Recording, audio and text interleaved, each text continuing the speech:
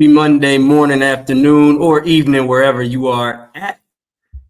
You are tuned in to the Role Player Podcast Live. We are global and still presented by Swiss Cultures. I am Jordan Taylor alongside the SEC legend and now ESPN SEC Network college basketball analyst Richard Hendricks.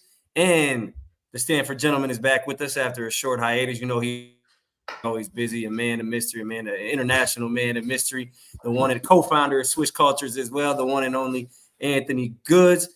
But before we get to it, make sure you hit subscribe and like down below. Follow us on all socials with the handle at Role Player Media for the Role Player Podcast and at Swiss Cultures for Swiss.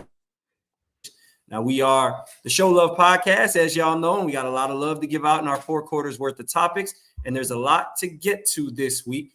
But we are going to start right in the NBA, as always, where Bron and Big Bron and Little Bronny are 3-0, and they are rolling out there in the Sunshine State, man. Are they way too early title contenders good? Yeah, I think it's definitely a little too soon to jump on the bandwagon, man. I think anybody with this level of experience, or any team with this level of experience, is usually going to get off to a good start. I mean, you got one of the best defenders in the league, AD. I mean, I guess two-way players actually. LeBron's still competing at a high level, so I think that the core of this team has some chemistry, and it's not a surprise that they got off to a good start.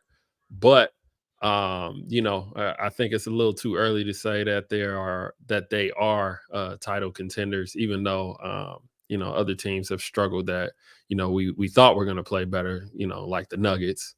But title contenders, man, not with them old bodies, man. I can't. 82 games, old bodies, 2 million or not, man. I don't know if it works out like that. Well, I definitely think that, when you look at this team, it is good to see them off to the 3-0 start. You got to give J.J. Redick a little bit of credit about what he's been able to do early on in his tenure as a head coach, because, I didn't have these expectations. I really thought with this team it was going to be a situation where you had a lot more players, maybe a little bit more of a spectacle. But for them to start off 3-0, maybe they are a little bit more focused about the goal of winning the championship. But I do think, can they keep their bodies healthy? How they're going to integrate the younger players onto the roster and also keep the continuity going with the older guys? I think it's a lot for them to have to prove as the season moves forward. But it's promising to see them off to a 3-0 start. I mean, look, you said the Nuggets are struggling. That's the only team they've lost to in the playoffs in the last couple of years, man. That seems to – I kind of like their chances against any other team in the West, if I'm being honest. My biggest question would be, Lakers obviously are always in the middle of trade talks to improve the roster. So if they continue on this trajectory of winning games, do you make a move for another big, or do you make a move for Zach LaVine? Or if it ain't broke, don't fix it. Like that's where I would question, because I think if they're playing at this level, and we'll get to J.J. Redick and his coaching later, but if they're playing at this level and the roster can be improved to make the roster a championship caliber team, do you mess with it in the middle of the year like that? I don't think you mess with it, because I mean, we all know that good players or capable players struggle playing with LeBron. There's a learning curve that come with that. You know what I'm saying? So I think that it's more than just plugging somebody into a new system. It's plugging somebody into LeBron's system. And I think you got a core of guys that have obviously, been used to it. They're starting to gel, and obviously they're off to a good start right now. I think you ride this out as long as everybody's healthy. I don't know. I just in looking at history, I wouldn't just I wouldn't shake up the roster in the middle of the season, unless there was a dire need to do so. Well, what do you think about, is it the younger guys that you think, can they not contribute? I mean, Dalton Knecht, obviously, you got a top pick who came in, who started off hot. He hit his first 2 shots. He looked like he was going to be promising in that first game. Ended up the game, I believe, only having 5 points. But, I mean, they're not going to be able to develop and join that roster and be what people think. I mean, they're going to have to acquire someone else by way of the trade. Do they not have enough already? I think D'Lo is going to be the big question mark. Like, what do you do with D'Lo? He's so up and down. I don't know about I would kind of push back on the LeBron system thing, and from a guard standpoint, who struggled with LeBron. You know what I'm saying? Like, I guess I don't know if is that a system thing or is that just a personality thing? Dinwiddie. I mean, he's kind of over the hill. Like, nah, but I'm just saying. I mean, if you look at like production, and obviously they're not bringing. I don't think they're bringing a star in there. But I mean, we could go Dinwiddie. We could go. Will we say Westbrook looked great with Bron? That was a terrible fit, obviously. I mean, terrible I think fit. Dinwiddie Why? is Terrible fit. Why? It's basketball. Terrible fit. Why? He's one of the best point guards in the league. Terrible fit. Why? Because they had 3 non-shooters and they took Russ off the ball a lot of the times, right? They took Russ off the ball. Exactly my point. It's the fit. It's the fit with LeBron. It's LeBron. But that doesn't hold. You can't say Rust and then make the point that holds true to every star. Like that wouldn't hold true to Zach LaVine. In general. I'm saying players in general, guards mainly, because guards are usually used to having the ball. I'm not saying we can't bring a shooter. Shooter, you just gonna stand in the corner and just shoot the ball. But I'm saying most other guards in this league that are used to having their success with the ball in their hands, coming off of point guards, whether it be decision making, scoring, or whatever it may be, I think like you don't really get those touches. Like Rondo, huh? Like Rondo. Was Rondo the same? Like Kyrie. D'Angelo Russell had one of the best years of his career last year. Mo Williams was an all-star with LeBron. Like I don't know. I'll push back on that a lot. Like a guy like Russell Westbrook. Yes, but are we talking about guys that are coming in the middle of the season? Yeah, I mean, either way, D'Angelo Russell came in the middle of the year, but I think, again, if a guy comes in the middle of the year and he's that type of player, I don't think he would necessarily – if Zach LaVine, a guy like that, comes in the middle of the year, I don't think guys like that struggle to play with LeBron. I think guys that you've seen struggle to play with LeBron are guys that have had to change their game, like Kevin Love and Chris Bosh. Those are guys who have struggled because they have to kind of adapt to – they have to step out. Kevin Love was naturally that way, but he had to get the ball less. Chris Bosh had to literally – move away from the basket and go to the three-point line, which he did, which was amazing. You don't get enough credit for that. But you're talking about scoring off-ball guards, like I think LeBron has a pretty good track record at playing with guys like that. Well, I think that's the thing that we're talking about, though, Jay, or what Ann is saying. When you're talking about a guy who is the alpha already on his team, when he has to join LeBron, that's a challenging situation. But you mentioned a guy like Mo Williams. Sure. It wasn't necessarily his team in Utah. He was a really good player. But now when you come and play alongside LeBron, that actually works better because now you've been used to that role. But if they're going to get somebody, you got to get somebody with some star power. That's why I don't know if it works with like a guy like Westbrook, as you mentioned, because if you get a guy who's not had that type of star power, they're not going to want to make the trade. Yeah, I don't think you're looking at a guy like Westbrook in this situation. Obviously, I don't. Right. I think they've kind of learned their lesson. I think you're looking more in that Zach LaVine range, a guy who has been that number 2 option, who has played with other stars and been successful doing it. Now, his injuries is another issue, but in terms of joining a system where he's kind of number 2 or number 3, that's kind of been where he's lived his entire career. So I don't see that as like a huge issue or a huge hurdle to overcome in the middle of the season for someone like that. Now, if you're talking about I don't know. If you're talking about someone who's been that guy's entire career, that's a different conversation for sure. Would you rather take LaVine or like an Ingram? As a fit, that's tough. That's really tough. I think that I don't know. That's tough. I think Ingram, to your point, Ingram has been with LeBron, so now I think the adjustment becomes less.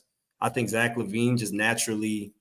From a basketball standpoint, is more of a seamless fit, but Ingram obviously can fit in different ways. JJ is a great coach. I think he could figure a way out or figure some things out with that. But that's a good question. I think I don't know. I don't have a good answer. What's your answer to that? I think LaVine fits better than Ingram. I think LaVine can spot shoot, and I think LaVine can obviously get his stuff off the dribble. I think he's more of a seamless fit. I think Ingram, like, he wants that ball in his hands, and he wants those. He wants more high usage role. I don't think he would welcome a spot back in LA right now, because I think anybody you bring in is going to be the number 3. I don't think they're going to be a number 2. I think it's LeBron and AD, and then everybody else. So offensively. So I don't know. Ingram, I don't know. I wouldn't. I don't think I'd rather. If I trusted Levine's health, I would go Levine. But yeah. I think honestly at times we're a bit too hard on LeBron with his LeBron has a strong track record of also playing off the ball and being a cutter and being a screener and being a guy that will not just hold the ball. I think that Russell Westbrook kind of highlighted that and people ran with the narrative. But if you go back to 2012 or 2013, the NBA Finals, LeBron setting screens for Mario Chalmers and rolling to the basket. So I think he can fit with a lot of different guys. But give me out. That being said, what's the way too early? If the Lakers ain't a title contender, Rich, give me the way too early NBA Finals prediction. Oh, way too Who's early. Who's the two teams you got in there, and who wins it? I got to go on the East. I got to go with Boston. I mean, just the way that they're looking already. I mean, they didn't really add anybody, and everybody's kind of seeming to be a little bit concerned, like they're going to be so dominant. Like they went out and powered up. They got the same roster. They seem to be a little bit more prepared. It looked good the way that they're playing, the defense and shooting the ball from the outside. So, I mean, I'm going to have to go from the East with Boston. From the West, man, I don't know. I mean, I do like to have a little bit more belief in the Nuggets. I know that's a team that you said is not really doing too well right now. But when I look at them and what they're able to do with Nikola Jokic, can he get things back going? You talk about a big-time MVP who's been playing good basketball as of lately. He's coming off the summer stretch with the Olympics and the team doing well. I think they can be able to figure it out somehow and make their way back. That's my early prediction. I go Nuggets getting it back on track and going also with the Boston Celtics. Sorry, Rich, you wrong, baby. OKC in Boston, baby. OKC's looking good. OKC in Boston, baby, man. OKC got some stuff. I don't think OKC really got holes right now, man. I don't see it. Like, I mean, with Chet, you know what I mean? You got you a stretch five that can protect the rim. You added Caruso. I felt like they got better. Once Hartenstein get in the mix there, like where are the holes in OKC right now? As you know, I'm going to assume that they learned from on paper, maybe another creator next to Shea. Maybe on paper, like I don't see like when Shea's going to do his thing, but do they have another guard creator or even another creator? Is it Jalen Williams? Is he that? I don't know if he's that. He's a really good player, but I don't know if he's that ball creator, that opportunity creator. All right, so I'd say if I had to pick one, that's probably Chet as a playmaker either at the 5 spot. When Chet got the ball in his hands and he getting downhill, like Chet can drive and kick. But I'm just saying, like, they can hurt you in so many ways. And I like the shooter over there, Joe. Isaiah Joe. You know, man, I think OKC they got a really nice roster over there. I'm with you. I think they won the summer. Okay, OKC doesn't have. If I had to pick one, that would probably be it though. Chet, you know where he's from, right? You know where he's from. So yeah, he's from Minnesota. I just want to make note of that. So Chet Holmgren. So also shout out Jalen Suggs, 5 years, 150. Minnesota doing their thing out here. We got another Minnesota guy coming up later in the show, but. I think Chet's kind of the key piece. He struggled in the playoffs for them last year. So if he can be that creator that scored, then that's going to get real spooky down there in OKC. And before we move on real quick, man, we all know Jayson Tatum takes a lot of hate, but he looking like the MVP right now. He on a mission, ain't he? Yeah. What you think, Rich? Who's better, Jayson Tatum or Jaylen Brown? Man, that's a tough one. I'm gonna go Tatum. I mean, I know Brown ended up getting again, Rich. You 0 for 3 today. That's all right. That's all right. Still a lot of time left in the game. I always got a way I can come back. But I'm gonna go with Tatum. I like his game. I feel like obviously I do think he was snubbed for the last year in the Finals MVP run. But listen, I mean, two really good players. But I'm gonna have to take Tatum.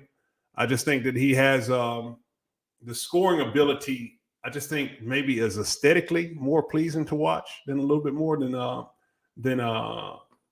his backcourt mate. But at the same time, I mean, they're both really good players. Yeah, Tatum Tatum on another level, man. And he got the green light over there, and he just skilled. Like, yeah, man, I think it's scary. I think it's scary what they're gonna be able to do, because I mean he has the talent and he has the freedom to lead the league in scoring this year. And I think also they could very well end up having the best record in the league. So how does he not get MVP at that point? You know, and I mean, I love Tatum, man. I think he plays both sides of the ball, super skilled. You know, I think he's somebody we're gonna be looking towards, you know, in the future, being the face of the league as an American. Hey, Jay, why would you say that Tatum? I mean, is Brown? You think Brown's better? Is that what you're saying? No, I jumped the gun on you because you said it was a hard question to answer. I said I don't think it's that hard to answer. I think Tatum. I don't understand the debate, if I'm being honest. Tatum might be the most skilled player in the league to me. Like, he's crazy. He has everything in his game. And for some reason, I think Chad Johnson put it best. Like, Tatum just doesn't have that, like, I just don't think he has that, like, it factor as a superstar. Like, he's just kind of, like, boring. Like, he's a mama's boy kind of. And I think people just don't take to that for whatever reason. And I think that's why people won't give him. He ain't got no edge. He ain't got no edge. He has no edge. He has no edge.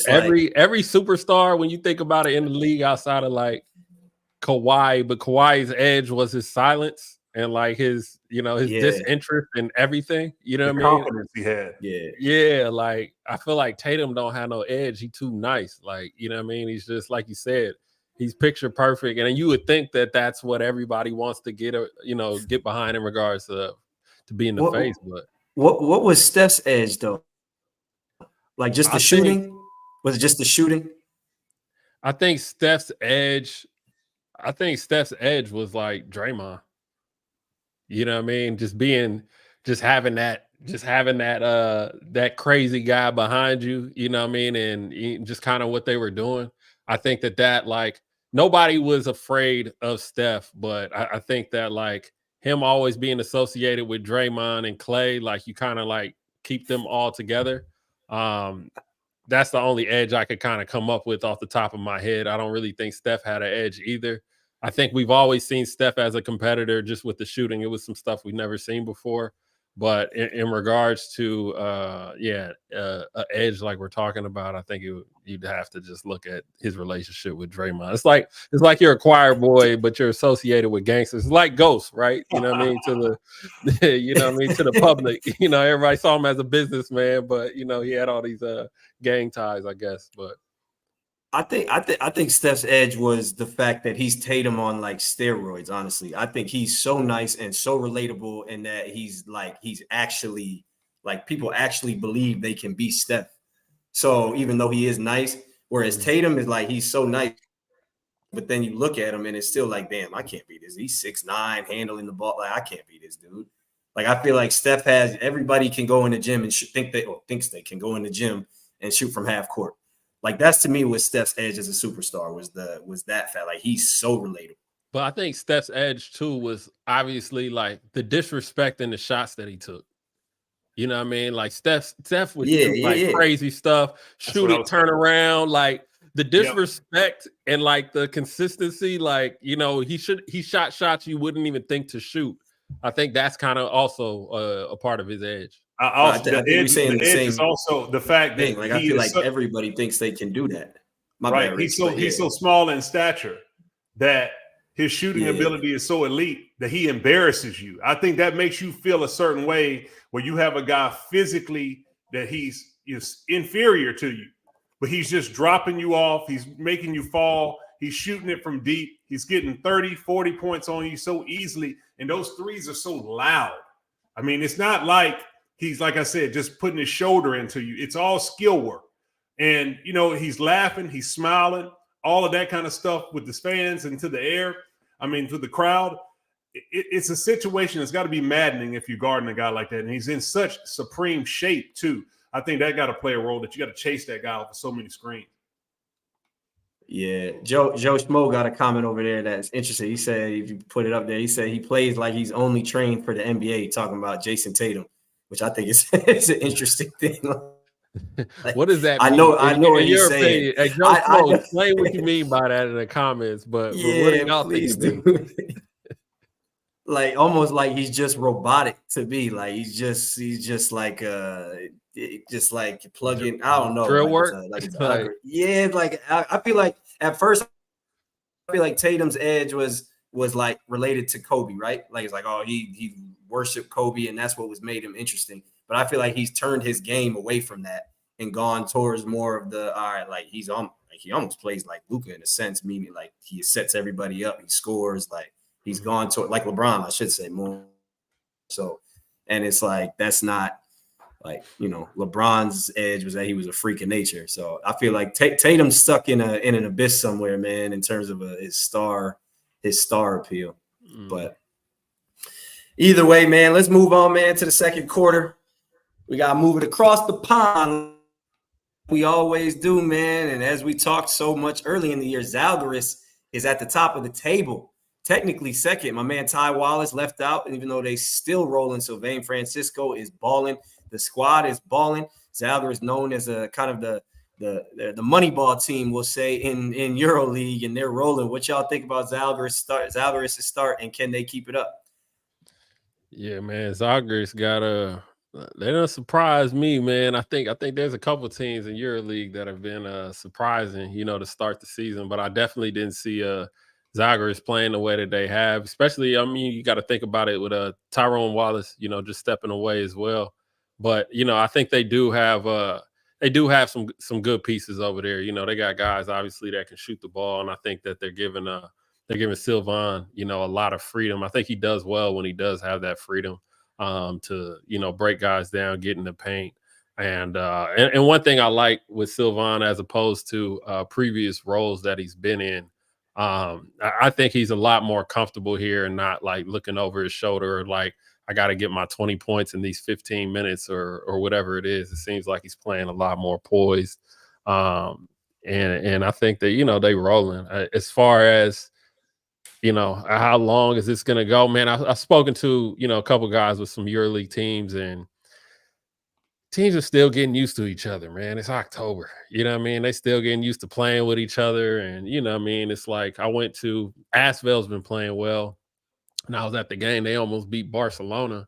And it's like Barca, you know, Barca got a lot of new faces. They still trying to figure it out, and they ended up winning the game towards the end. But I mean, it's October right now, and you know, there's always a lot of change in the European market. So, you know, hats off to Zalgiris for this hot start, but I don't think they're going to be in the Final Four. What is the big reason why they don't have the continuity? I mean, years past, do you not have as many domestic players? Zalgiris being the Lithuanian team, do they have far more domestic players that return to the roster compared to other teams? Because when you're looking at some of these countries, we touched on it at one point before with Olympiacos getting, what's the French guy again? Came from the NBA again. Sorry, losing his name. Evan Fournier. I mean, your top players for a lot of these teams are not your local guys. So I think with Zalgiris, you're going to have a Lithuanian field roster, throw in a few really good Americans. The continuity might be the biggest reason why they're at the top of the standings. Yeah. No, that's a great point. And I think too, man, it's a lot of it is also, you know, just the coaches, you know what I'm saying? Just buying in, you know, with the coaching and you know, different players just, I don't know, man. I really don't know what goes into some of these European coaches and or GMs selecting some of these players that may not want to go or may not play inside of a certain system. I think that, but I think it just all comes with a learning curve, man. I mean, we had the Olympics. A lot of training camps started super late this year. I think Real Madrid only played like two to four like preseason games, you know, because they just didn't have a full roster and guys weren't ready to play. And, you know what I mean? So, and, you know, they started off slow. And I don't even think they have that much of a talented roster. But, you know, I think that teams just need time to gel. And I think it's going to take a couple months in the season before we really see who's able to make that final push. Do y'all think that the domestic players make the biggest difference in EuroLeague? Oh, yes. Like in terms of yes. So if So like Spanish players are the best players. That's why you see, Barcelona and those guys always at the top of the table, right? So Absolutely. I and think in order for you to have a good EuroLeague team, you have to have high quality domestic players. They have to really be able to be of the caliber of your imports because they have to be the heart and soul of the team. It's not just a matter of having talented from your imports, because you got to have the continuity from playing the weekend domestic league game and then have that transfer over into what you're doing on the weekday EuroLeague game. So when you got really good domestic players, it only makes your team stronger because now you know what you can lean on. You have a bunch of people who have a lot of pride for the organization. It's hard to build something when you got a roster of players who are only going to be there for a year or two, and they're only concerned about, getting to the bag. You got to have some guys who are concerned about winning. And that's what the real culture from some of those really good teams like Real Madrid and CSKA Moscow, those really good Maccabi teams. They had, what'd you say? Who's the other one? That's Zalgiris as well. Zalgiris. You have really good compete, domestic. Right? That's where the strength of the team really is. Yo, let me push back on that though. Let's go back to that Maccabi team. Who was the domestic player that was on the level of the Americans? On which one? Let's go to Ephes. The most recent Maccabi team that won the championship. We could go through the Ephes teams. The Ephes teams that won. The Ephes team was Shane Larkin. Yeah. No, I'm saying who were the domestic players? He wasn't. I mean, he was domestic. No. I'm talking about real domestic. I'm not talking because we said the domestic players from the country, like because Spain has the Spanish players, right? That they build up the team. But I'm saying like it in regards to some of the other teams that have won, I don't really see that the domestic players really make that big of a difference because I think a lot of the local players on some of these championship teams play like a very minimal role, like with Pana. Like, obviously, you had Slukas. Okay, Slukas was one. Slukas was a very impactful player in the four-man Mitoglu or whatever, right? But like an Ephes, who was and I'm just asking, like an Ephes, who was the Turkish guy? Who was the best Turkish player on Ephes that year? So before answer, I think what Rich is getting at kind of is the domestic players become the heart and soul of the team, and they create the continuity that allows you to be better, right? So I think because like Shane Larkin would then in that case fall under a domestic player because he's there, he's Turkish, he's creating that, even though I get he's from Cincinnati or wherever Shane is from, like he's an American. But I guess what I was asking the question was because how do you create true parity? Because the difference between Americans, the slotted Americans, is really marginal in Europe. Really, really marginal, right? Like, even if you take Mike James compared to Teo Maledon, like Mike James is a better player, fine, but it ain't like LeBron to Evan Fournier.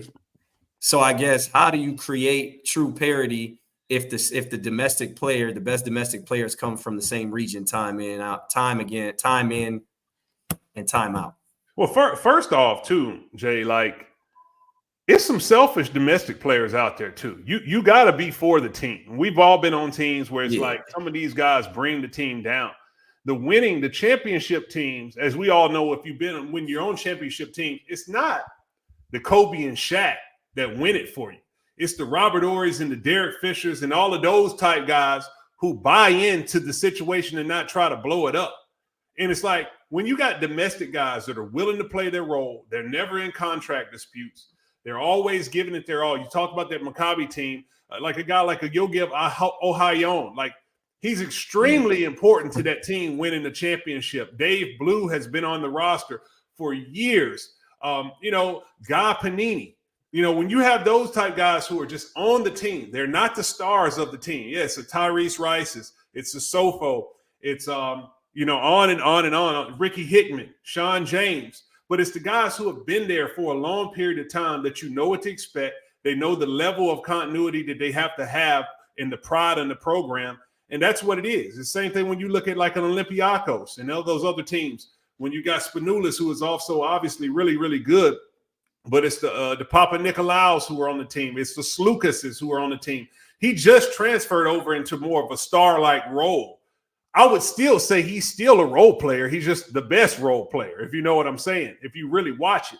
Mm-hmm. But you got to have those guys who understand those situations on team building.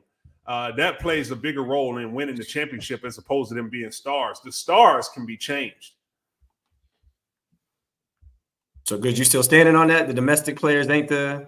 Yeah, I'm still standing on it. Hey, FS is. I do give the Turkish teams a little bit of difference. I don't know how much of the talent pool, how deep it is within the Turkish guys, but I do think FS is one of those rare teams that's a little bit different because you have a high budget, you don't have a large fan base, so everybody's there kind of there playing for the contract. And you got a coach who understands how to utilize that. But until Adam and was ever to get that going, they were not a team that was one of the better teams in the EuroLeague. They were, usually in the group phase, weren't even able to get out of those group phases back in the day. Mm-hmm. I mean, so he's just a guy who's able to have the budget and to be able to bring that together. And he's able to bring that same type of mentality over to Panathinaikos. Well, there you have it. EuroLeague legend Rich Hendrick laying it down. Good's not rolling though, man. But we got to move on. We going to the next topic, man. It's halftime over here. And what in the world? I know y'all all seen it. I don't know if Jamal got a picture for us. Does he? Does Jamal got a picture back there for us, man? We gotta talk about it, man. Dwyane Wade a minute statue popped up, and that was crazy what they did to my man down in Miami. They had what he looked like. Goods, you said it. What he looked like? Twan Walker, boy. And my man, well, they have my man out there looking like Twan Walker, man. I just hate that. I hate that they do this. That they do this to these athletes, man. I mean, especially like this is, on a personal level, this is Black history here. Somebody. When D Wade, however many years down the road, when D Wade's long gone and no longer to defend himself on this earth, and somebody walks by that arena and they see this statue, they are really going to believe that was him.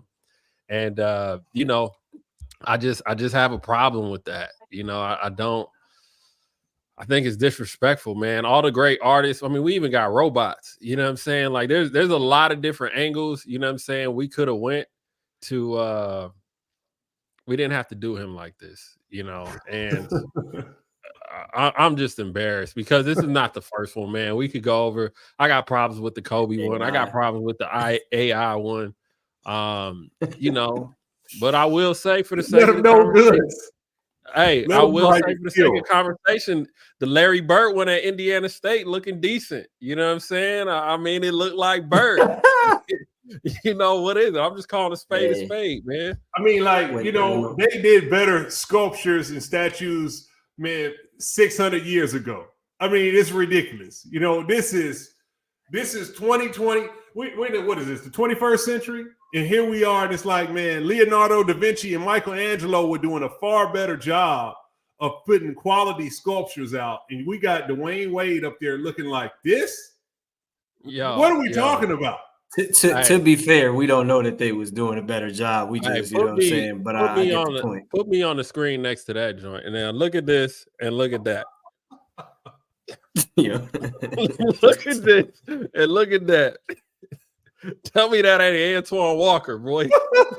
That's crazy. I ain't gonna lie, man. Why they do my man like that, bro? They gonna tear this statue down. When the revolution is televised, they're gonna tear that statue down like they did the Confederate statues in the South, man. About 50 years from now, that's crazy. But I wanna know why. I'm gonna put it on the athletes. Like y'all ain't. I need to see this before y'all go ahead and unveil the joint. Oh yes. Like I got my team needs. Oh yes. Like got my PR Gabrielle Union. She got to go over there and check it out. Somebody got to go look at that thing before they unveiled it, because I know they couldn't have been proud of themselves when they unveiled that statue. They had a whole box and everything. My thing is like, I think we need to start reverse engineering these statues. And I'm pretty sure I don't know how to make statues, but you probably do go from the ground up, but we need to start from the top down. You know what I'm saying? I need to see what the face like, and then we just stop production. Yeah. You know what I'm saying? Like, this doesn't work. Let's just, let's get somebody else in here that can make it like, a little more realistic. But that one was probably the worst one. out of all the statues. But what were they doing? Was it? I don't know. They gave AI a pocket statue. The neck, like what is going on with this? Like that's what I'm trying to figure out. It's all this area right here. That's just like it's the jaw, yo. It's the jaw. It's the jaw, man. Look, his whole face is like it's too small in the whole frame of the head. You think they're gonna leave that up? They're gonna leave it out there? They're gonna recommission that? Nah. They gonna leave it up. They're gonna leave it up. I mean, somebody need to get fired though. Like, I don't know, man. Somebody gotta get fired for that. Like, I don't know who. I don't know if that was a one-man job. I don't know if that was a one-man job and yeah, look, Joe Schmo just brought up a great point. How much did they pay the artists? Like, how much did you pay for something like this? That's crazy. That's a great question. That's a great question, but it's gone now. It's gone now, man. But tough, man. Either way, shout out D Wade, the legend, man. Wade County got his statue up. His statue some BS, but hey, you know what? I ain't got a statue, so I ain't gonna hate, man. Congrats to him and everything that he's accomplished. And let's move on to the third quarter, man. And you know, we going right back up to the Twin Cities representative, man, and we going to my guy Tyus Jones as the role player of the week. My favorite topic, man. Obviously, a moniker of the show. Tyus out there in the desert. You know what I'm saying? They got him on a steal discount deal for whatever reason, and he's showing he's worth every penny and more, averaging 11 and 7. And the Suns' offense, to me, just looks a lot more fluid with a real point guard running the show. KD is going to be KD, obviously, but his shots that he's getting out, you know, and you guys can talk about this, but to me, some of the difference is when a guard sees you and throws the ball ahead now, instead of, you know, dribbling the ball all the way up the court and you got to take 6 or 5 dribbles into a walk-up 3, you're catching and taking 1 dribble, and the rhythm of the offense just looks a whole lot better with Stones out there running the show, man. What y'all think? You know, Jay, I just think it's kind of like what you touched on before in the past, like to see a true point guard getting a little bit of respect, you know, one who understands how to run the show, not one who's really a combo guard that we give the ball to and just let him rock out. A guy who understands how to run the show, understands who needs the ball when they get it, understands how the flow of the game and the waves of who you give it to. We're going to go, this guy can settle it down, play strong defense. I'm glad to see a true point guard get on one of these top-level teams where people can see how to play the game. I mean, this is an opportunity for Tyus Jones to really elevate his profile in the NBA. I mean, here you have a team that really people haven't really been to watch what he played a little bit with Memphis, played Memphis, with he was with Memphis. I mean, now you get an opportunity where he's going to be in the spotlight with everyone else. I mean, I think that's a good situation for a real PG and to show players how they can play the game and be highly effective. Yeah, I think he feels a big void, you know, for them. I think that you know, with the type of guys and the type of roster that that Phoenix has, I think especially with, you know, KD, you know, aging, and obviously I think KD's usage and, you know, Book, you know, you're really banking on their usage, you know, kind of coming through towards the end of the season. I think it's great to have somebody like a veteran like this you can bring in, especially beginning of the season, getting acclimated, and then you know, then kind of like turn the reins over a little more to KD when you need to, Book when you need to. I think this type of move, inserting somebody into a team like this where you have stars, I think this is the perfect time to, you know, kind of let him loose. And, you know, he's starting to build his confidence. But, you know, I think that Tyus Jones, I think, has always been one of the most solid and I think the consistent small guards in the league. But, you know, I think playing on this type of team is going to be good for his overall standing in the NBA, and hopefully it equates to some wins. But I don't know. You got OKC in the West still, so we might have to wait till expansion happens, you know what I'm saying, and they slide to the other side. You feel me? And anyways, dude, all over OKC, man. You work for Detroit, don't you? Hey, don't put my business out there like that. Yeah, my fault. I forgot. I thought you, my bad. But no, I think Ty is playing. I thought Ty is playing for or I think he's playing for something a whole lot bigger even than just his own profile. Honestly, I think that he's playing for a dying breed. Like, I think, this is, if it don't go well, I don't know if we're going to see any more players like him. And if it do go well, I personally think I'm a bit biased having a similar play style, that every team in the NBA needs a player like Tyus Jones, Ish Smith, Trey Jones, like guys like that. And right now, there doesn't seem to be the general consensus. So I don't know what y'all think, but I feel like he's literally playing for a lot of other players coming up behind him as well. I think that's a good take. I mean, it's a copycat league.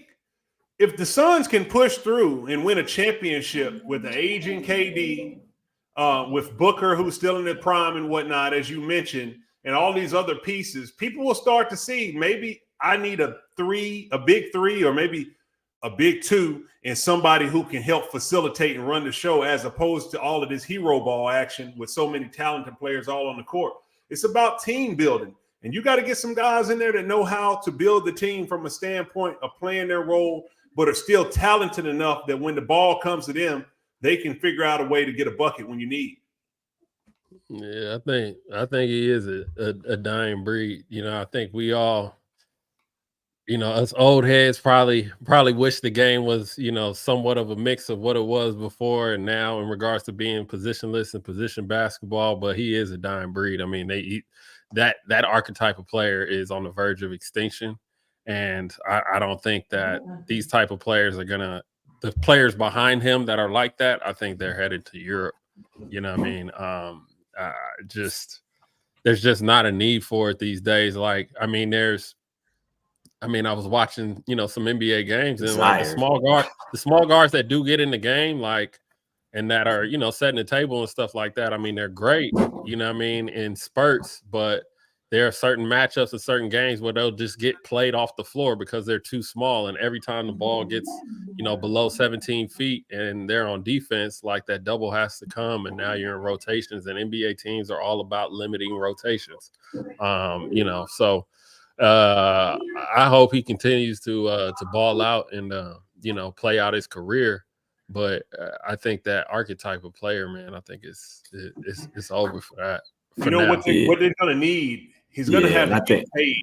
He's going to have to get paid. Like, right. Them being successful is one thing, but he's going to have to get paid for people to see that this is what I need to be doing. As long as they're paying the guys who are doing all of those other things, and that's the way that people are going to model their game. Because we've always had guys who play kind of like a Tyus Jones who are successful, but if they don't get paid and get pushed as a franchise player or someone that you really should model your game after, then it kind of fizzes out. So I think that's the thing that's really somebody's going to have to reward him. Hopefully it can be the Suns, or in a situation where he can still have that same role. I think there's always going to be a need for it. I don't think there's a desire for it, and I think there's going to be a trickle down effect down. I think you're going to see it hurt. I think you saw it hurt USA basketball this year. I think that's going to hurt the USA basketball at the international level. When you have guys like Jayson Tatum, if you have Bron, then you take Jayson Tatum, arguably a top 5 player, top 4 player in the NBA. He can't even play in international play because he has no use, because all he can do is one thing. Like, you need someone who can put LeBron where he needs to be. You need Chris Paul. You need Deron Williams, who can put LeBron over on that wing and Jayson Tatum on that wing and allow them to coexist. Because quite frankly, I think that really hurt USA basketball. So, yeah, I think the misconception, good, you mentioned that those guys get played off the floor. Like, I think a lot of those type of dudes, that archetype, are really some of the small guards are some of the biggest dogs on the floor. And I don't think that Tyus will ever someone like him will ever get played off the floor. And I also think there's a misconception that all he can do is set the table. Like, he's also a guy who's shown if he needs to go get 20, 25, he'll go do that quick, fast, and in a hurry. So, I hope that it sticks, because I would love to see the guys like, can you imagine a guy like Rob Dillingham with his flair, but also kind of I don't want to say good sense, but the awareness of when to be able to go do what he can do, but also be able to put Anthony Edwards where he needs to be, put Julius Randle. That's an amazing player right there. So The sad part, that was the prerequisite to play the position. Like, as a point guard, that's how you had to play the game. Like, it's like they said you couldn't play if you were just out there trying to get buckets. So you had to know how to play the game and put people in the position, run the floor, run the show, play defense 94 feet and set the tone, understand what was a good shot and who needed a good one. You were extension of being a coach on the floor. Now, the point guards don't play defense. They shoot all the balls. I mean, I hate to say it because I know this guy was iconic, but it was like they're all Allen Iverson. I mean, it's like I don't know if that's the way to win. Mm-hmm. Yeah, I don't see it changing unless a dynasty happens with a point guard like that at the helm. You know what I mean? I think dynasties shift culture. You know what I mean? And I just don't see it happening unless that. But we'll see, man. I think if this Zach Edey experiment works out, I think that could change some things. That could bring the big man back in the game. If that works out.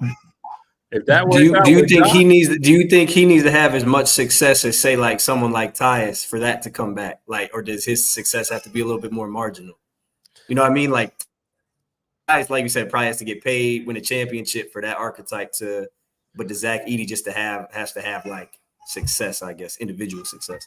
Yeah, I think it really just comes down to how long he can stay on the floor, how successful Memphis can be, and what kind of trouble he puts other teams in. You know what I'm saying? So like we go back to and I think the dope part is Edey's he's in the point guard era. It's not the big man era of the 90s and the early 2000s. So he's kind of like the last of a dying breed and being so strong. But I think like one of the problems that people had with Shaq and playing against Shaq is he would get you had to keep an extra big man on the roster just for those fouls. You know what I mean? For Shaq. You know what I'm saying? So I think Edey's impact is really going to be more predicated on the impact that he puts on your team via fouls and also his production in other areas. But because you got to imagine if you're relying on Jared Allen and, all these other and Evan Mobley and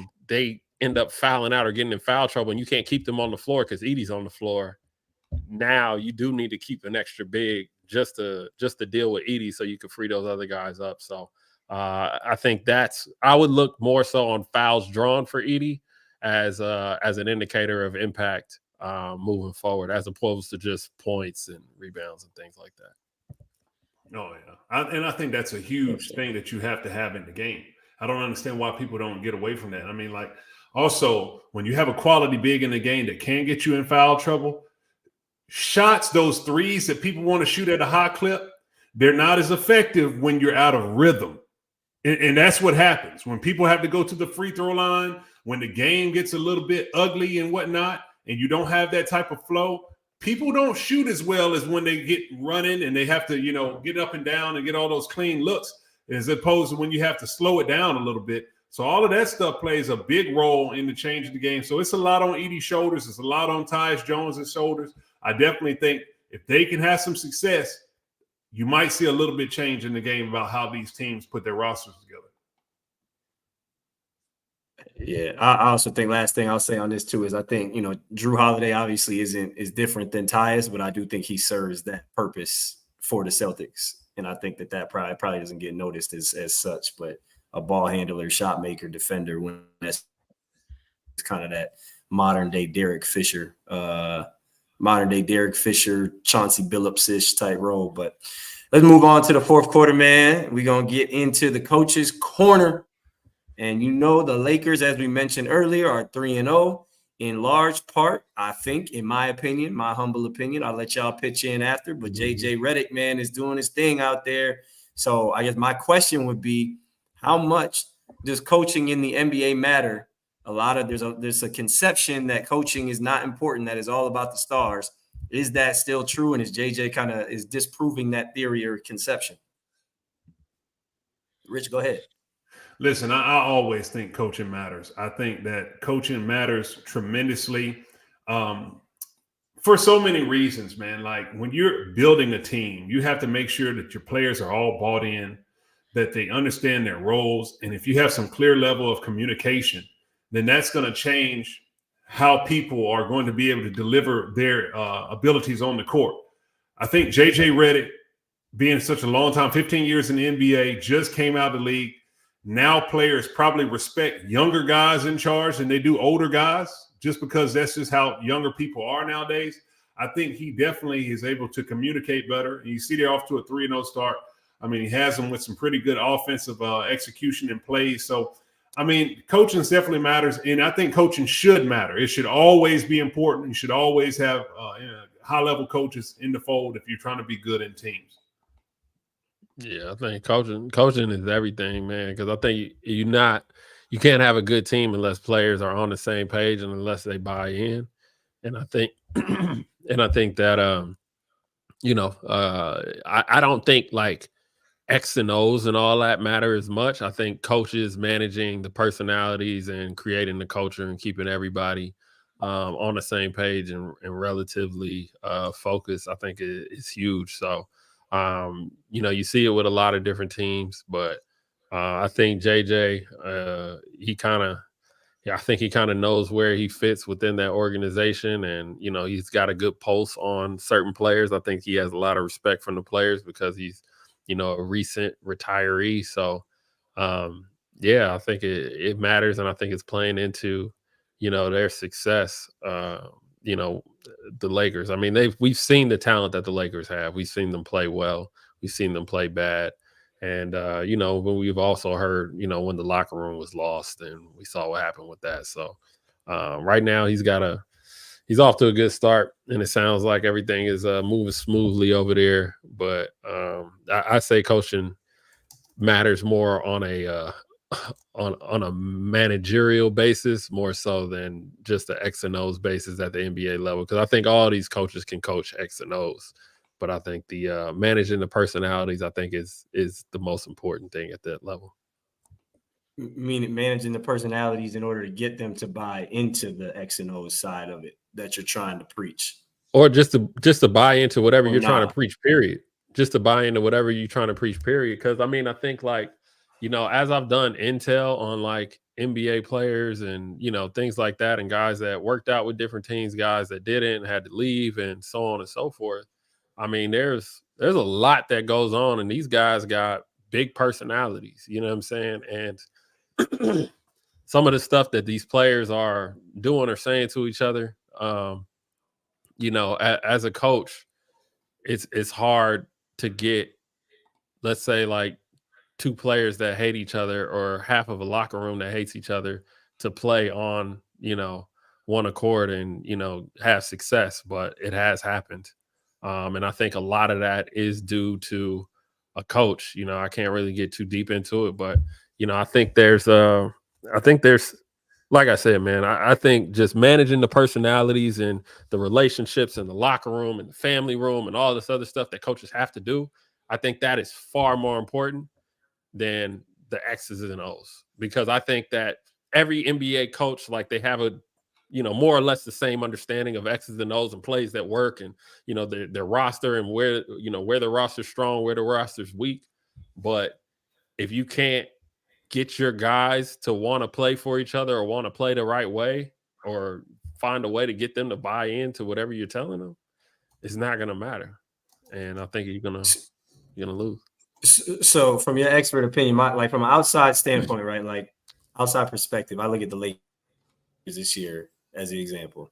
And to me, the Lakers are better because they get their one. I ain't seen an NBA player from the corner full. I saw Max Christie full sprint from the weak side corner back on transition defense, like full sprint. I ain't seen nothing like some 1990s, 2000 stuff. I ain't seen that in a minute. I see them getting a lot of easy baskets. I see the ball movement is a lot better. Mm-hmm.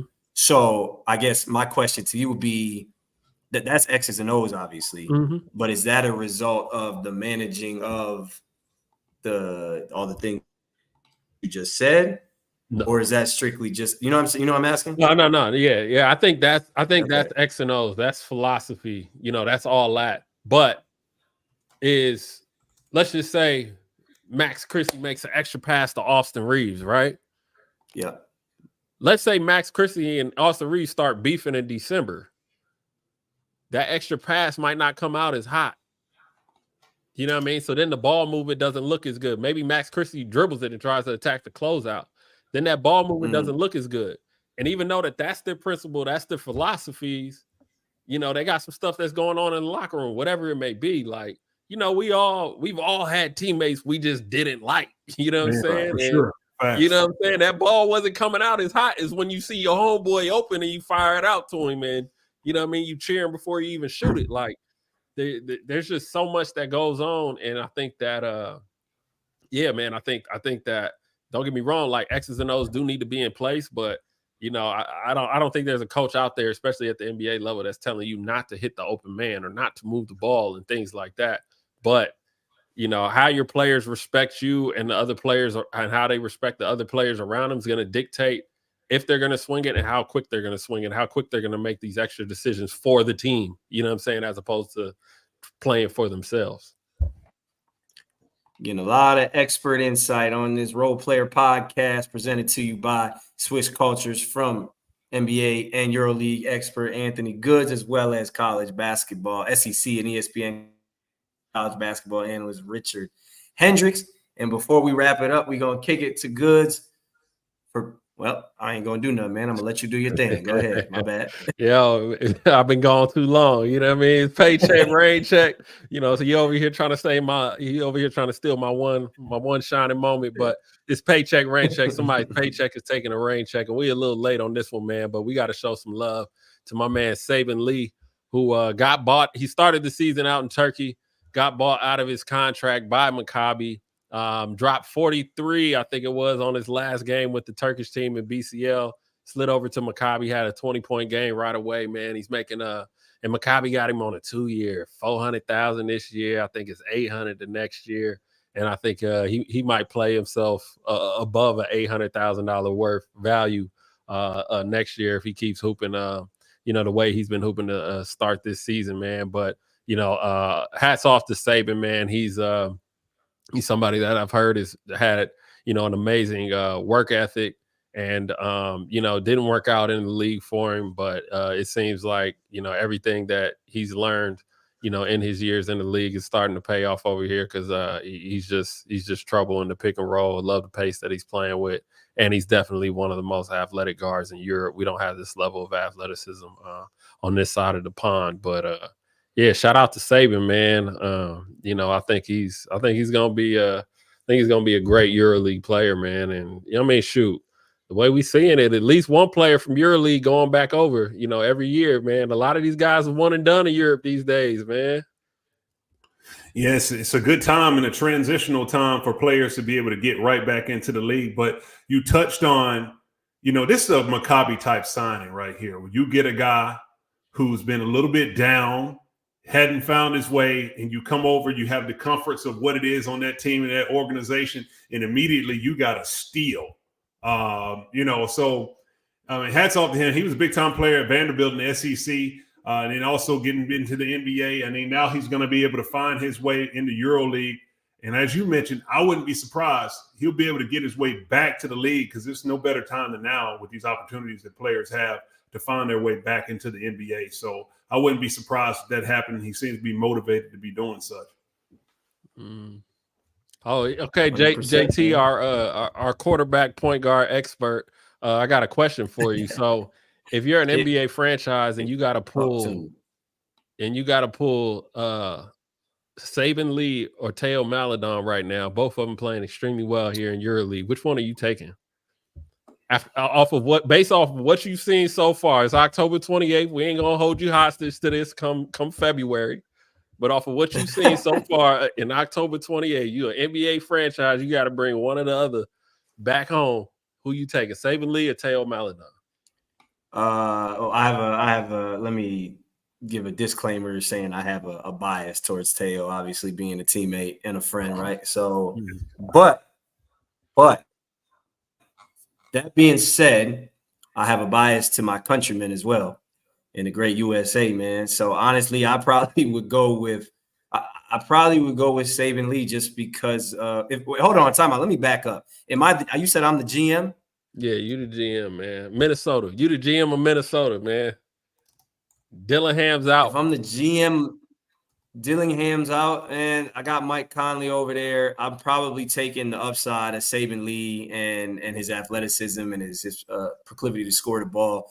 And, again, putting him around someone like Mike Conley, who, again, forget about Mike Conley. We saw him. He's Tyus Jones, right? That's same mold.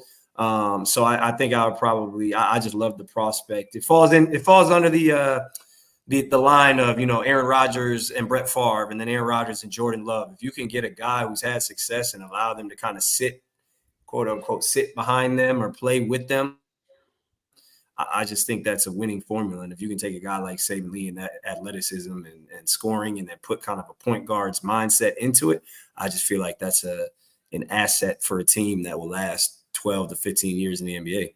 Okay. Here's a. You answered the question. Did you answer the question? That was the one thing I was. Yeah. He said Saban. If he was clearly you ain't listening. Clearly that's your problem. You're over there talking to Jamal. Rich. Jamal, let that man focus. I'm just so shocked if you did answer it. It just wasn't clear. I heard all that other stuff, so my bad, Jay. Surprise. You should. I'm surprised that you even listen to anything. You hard of hearing. I just don't listen to you. Clearly. So I got a question. So we've seen the success of Teo and Saban right away, their immediate success. And we've seen the NBA obviously pulling some of these players, back to the NBA after 1 year.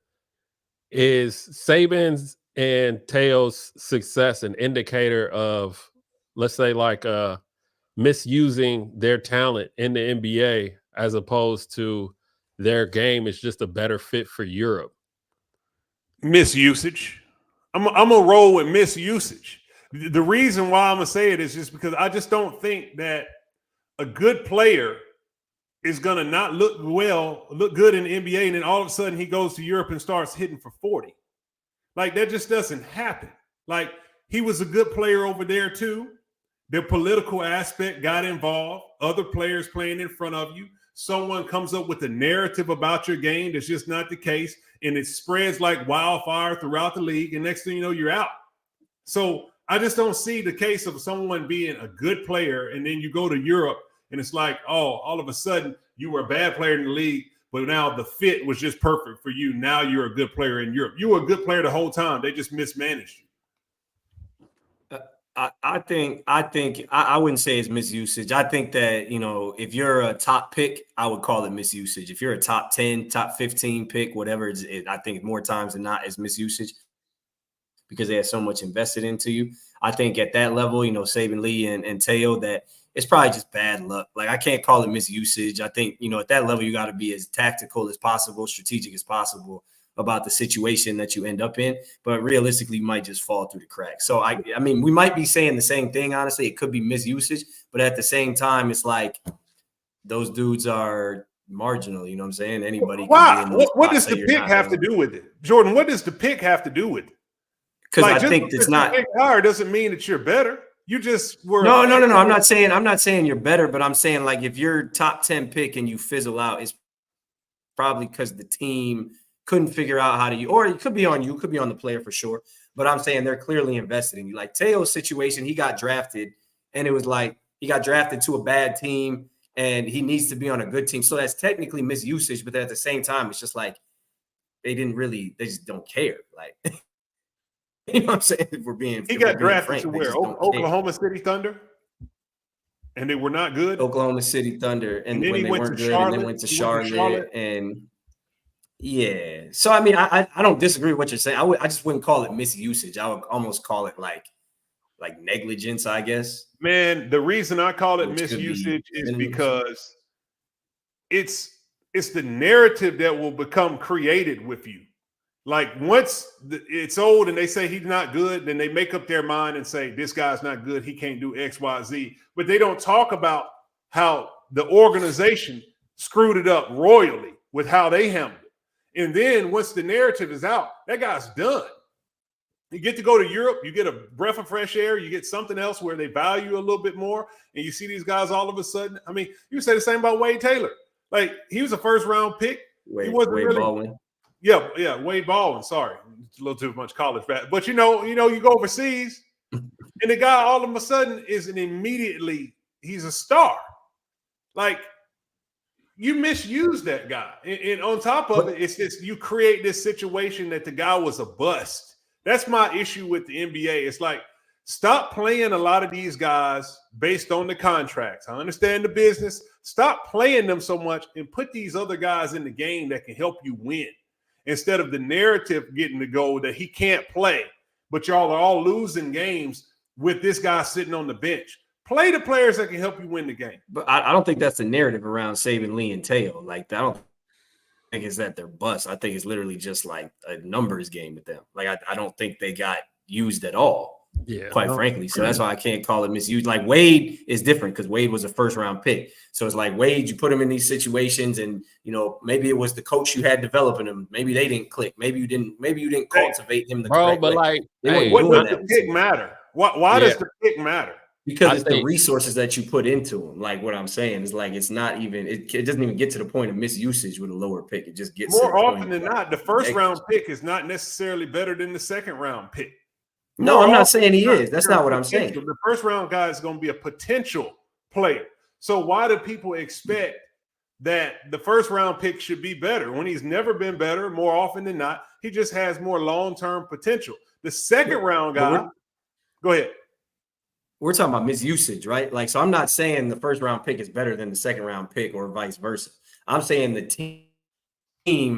team generally is going to give more opportunity to the first-round pick. So if you're giving more opportunity to the first-round pick and he's still not working out, at what point are we going to look inward and be like, yo, the team didn't develop him the right way? Whereas with Teo and Saban Lee, it's just they didn't use him at all. I wouldn't even limit it to first round pick. I would say outside the lottery, because like once you move outside the lottery, typically you're dealing with winning teams, and like they don't really need, like, Lakers are not developing anybody. Boston's not developing anybody. Either you can help us now or we don't have a need for you. So it's like, I think lottery, the lottery teams, like, you're going to have a lot of opportunity. I think after you move out of the lottery, it becomes a little bit shakier.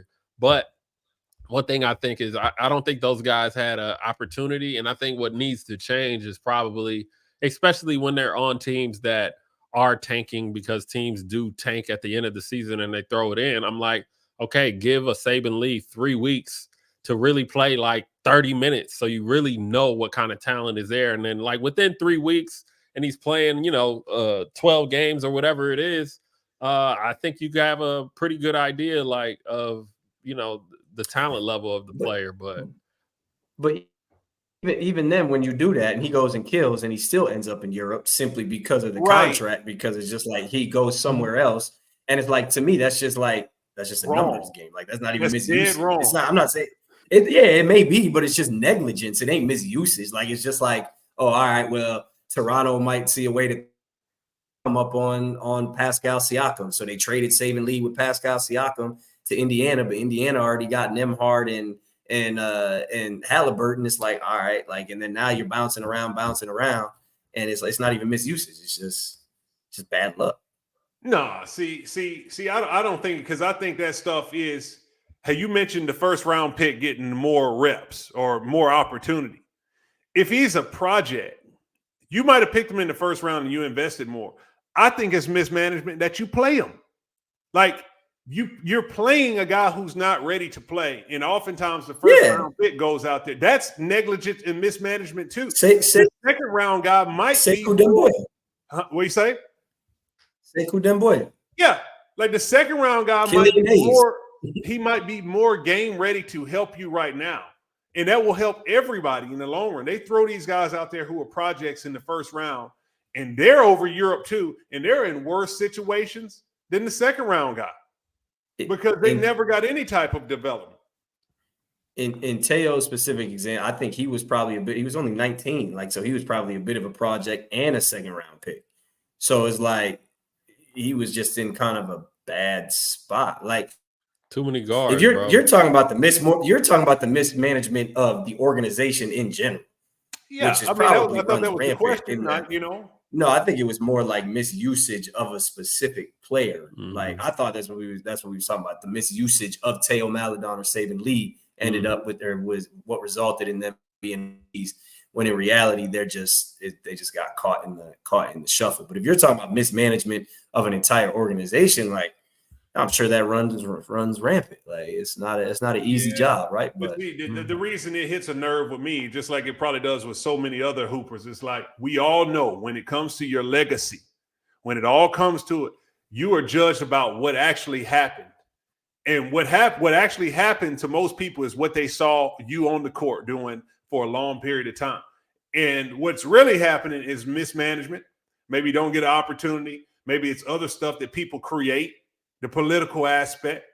And the sad part about it is that you have these players who we all want respect from our peers. That's all you want as a professional athlete or just an athlete in general. And you end up getting dogged because of a perception. And you never get to tell your true side. It's like the true side is it was a whole management and coaching staff that really did you wrong. And that was not – if you could have been on any other – those two guys would have been on any other team. If they would have had a choice to be on any other team, it could have been a totally different situation. Now you can talk about a guy who might be a fringe all-star. Yeah, you getting into your spiel about the entire system in general, which is fair, 100%. That's fair. I get it. But also, I think most hoopers need to come to peace with the fact, like, I be honestly, the older I get, I feel bad for guys like Kwame Brown. Like Kwame was an extreme talent, and you put him with one of the biggest dickheads on planet Earth, and who also happened to be arguably the greatest player of all time. And he everybody liked him. Psychologically, from the outside, he's looking in. He psychologically just kind of put a dent in his career. And Kwame still played 12 years. Those are guys where I'm like, that's mismanagement, misusage. But most hoopers, most of us need to come to realization, like, you know what? You got to stay healthy. You got to hit at the right moment. And then you got to hang on for dear life because it is so competitive and it's so hard. Like I think that's just the reality of the situation. And that's 90% of us who are high level players, play EuroLeague, Euro Cup. And like it's my dad used to always say, I'd rather be lucky than good. And I used to be like, what the hell? Like, what are you talking about? And now, yeah. You get it. So, now. Get it. I don't know. They need to play. I think they need to go early. I think you should do it like you do in high school and college. And the NBA does it in reverse. And what I mean by that is like in the early season games, you need to be going deeper into your roster after you've had all the work from training camp. They do it the opposite. The first games of the year, the superstars hadn't played the whole preseason, come out here and play 40-something minutes a game. And everybody else who's been doing all of the work sits there and doesn't get to play at all. And the only time you're going to get some playing time is after them guys end up getting hurt about 1 month into the season. You might get into it. And then 3/4 away through the season goes and you're no longer in the playoff picture. That's when you get some run. And now you're just out there playing against the other G League players that are just left on the roster. And now you got these inflated numbers that everybody looks at and say he went off for 40 on April 2nd. He should be an NBA player, but he just went for 40 against the same guys in the G League. But he just did it with an NBA jersey on. So I think they all got it wrong. Like, you need to go deeper into your roster early on, keep your team healthier, win more games, and be competitive the entire season, as opposed to coming out here with out-of-shape guys getting hurt early on in the year, and then the season's over by the All-Star break. They have the wrong model when it comes to competition. You need to convince someone to hire you so you can get fired 6 months in for your radical ideas, man. But listen, good. You got anything you want to add before we leave? Nah, man. Tapped out.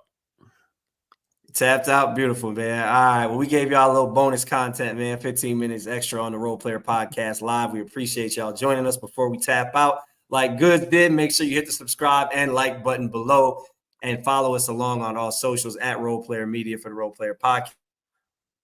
And at Swish Cultures for Swish. I am Jordan Taylor, Richard Hendricks, Anthony Goods. Make sure y'all check us out every Monday at 11 a.m. Eastern and keep checking us out for dope content. Until next time, we'll catch y'all. Peace.